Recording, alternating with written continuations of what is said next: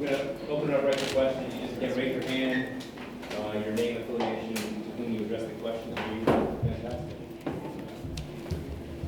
Karen?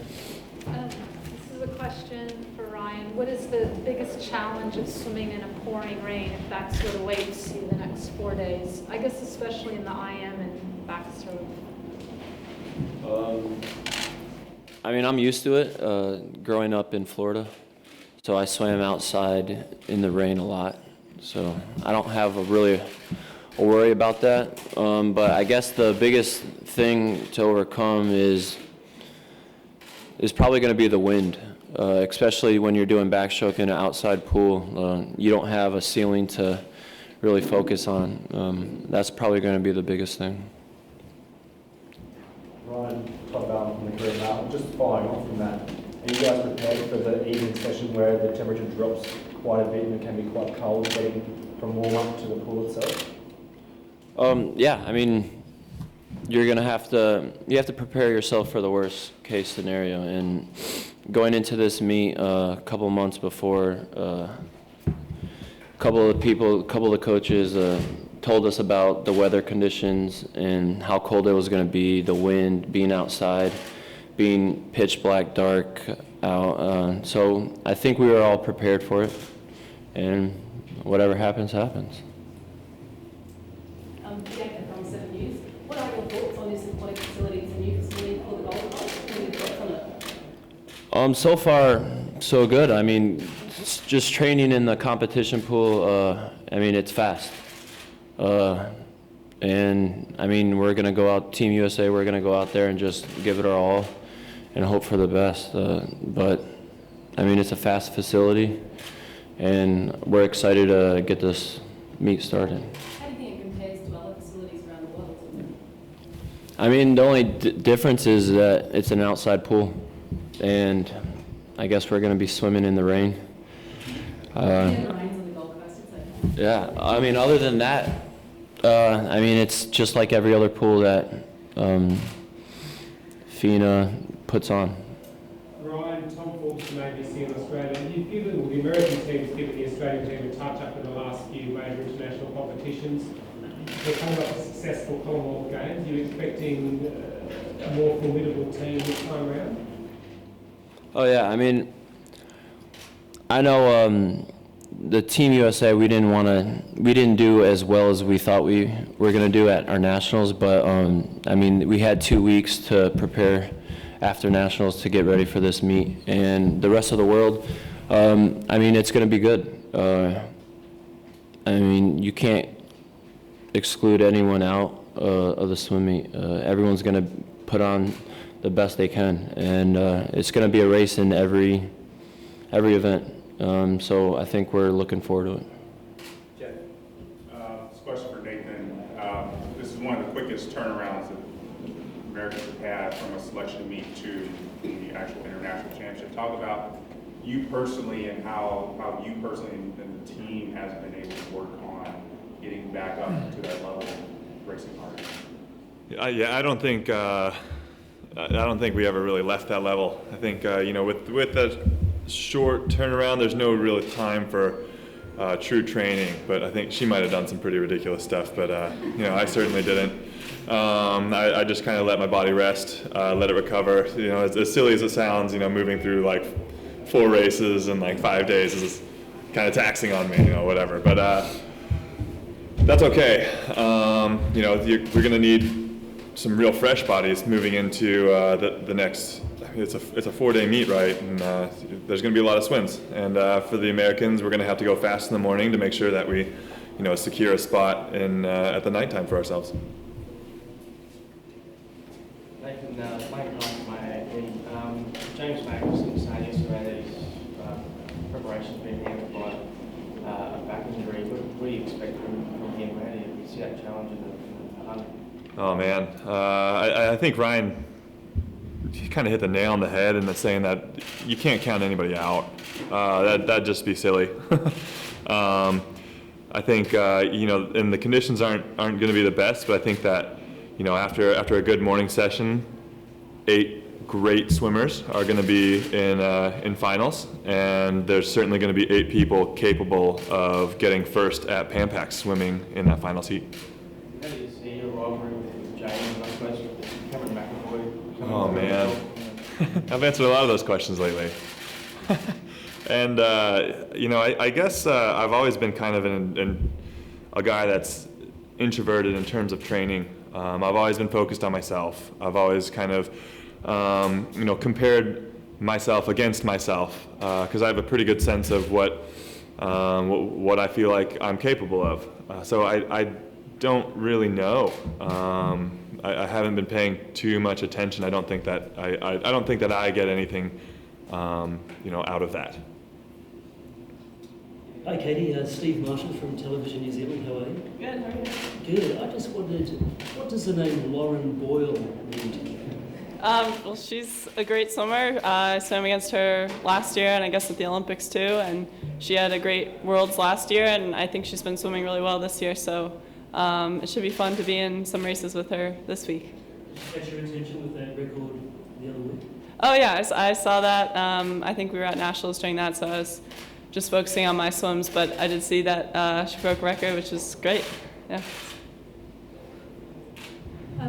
Katie, hi, Nicole Johansson from the Australian. You had a spectacular nationals. How do you feel like you can improve off that at this meet, and if so, why? I think I can improve. I'm always looking to improve, and I got some good work in after nationals, and I've been resting up for this meet, and I'm really excited to see what I can do here.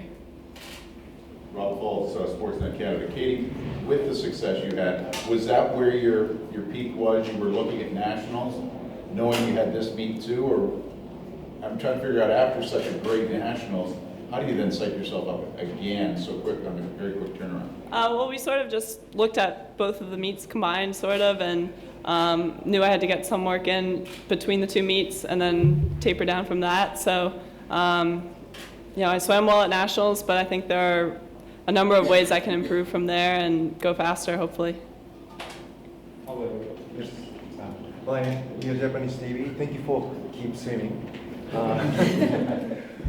want to ask about the 200 injured medley. We have Seto and Hagino. You have a Michael. What do you think about battle for 200? I mean, I've always been asked, like, what's the outcome between you and Michael? But now there's so many other swimmers out in the world that are finding different ways to get faster every year, that it's no longer just me and Michael. There's other people. And, you know, it's definitely become a bigger event and bigger race, and it's definitely gonna be a battle.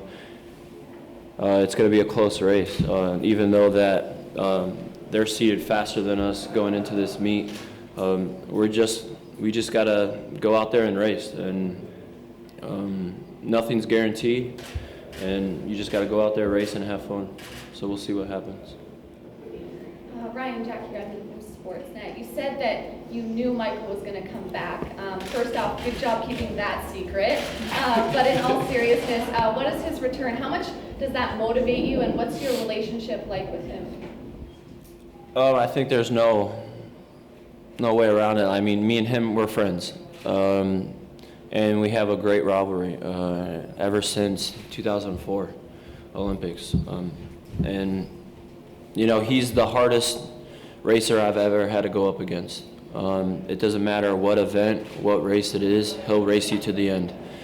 And, I mean, just like him, we hate to lose. And after 2012, when he said he's announcing his retirement, I think I was the first one to say, no, he's not. Yeah, I told everyone, I was like, well, just wait, he's going to be back. Once you have that competitive edge, that competitive instinct, it's hard to get rid of, and I think that's what he missed the most, was that excitement of getting on those blocks and racing 7 other people at the top in the world. He missed that excitement, and I think that's one of the reasons why he came back.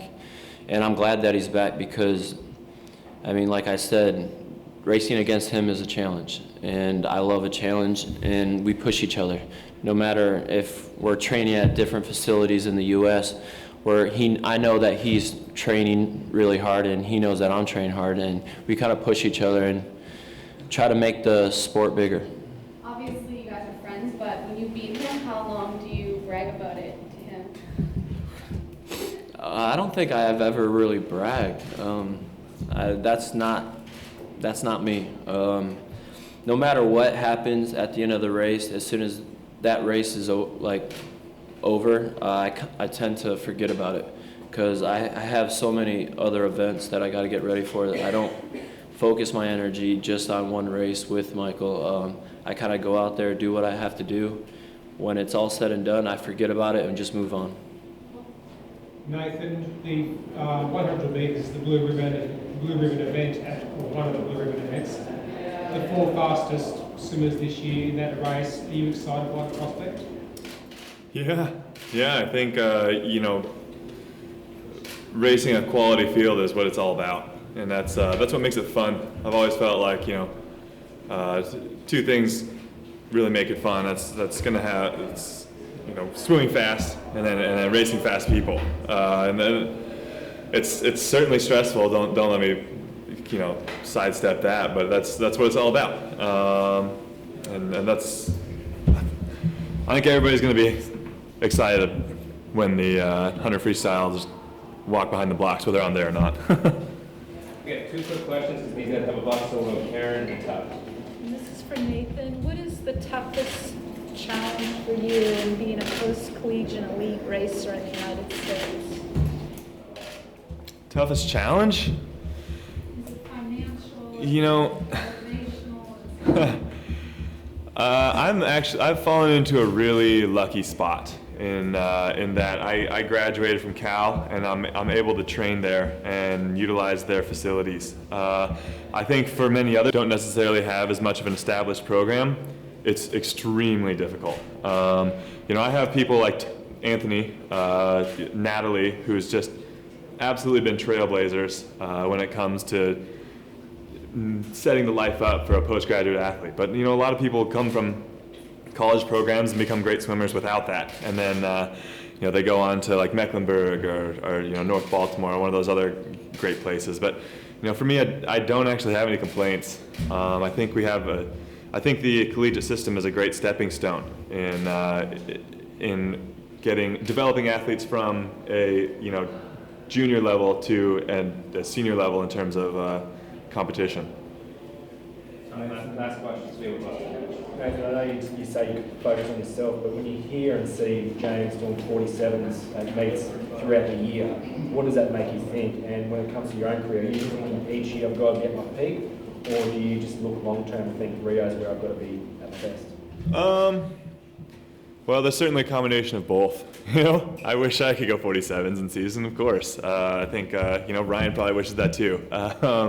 But with that, I think we both do go on a quadrennial plan. It's certainly about setting ourselves up for a successful Olympics every year.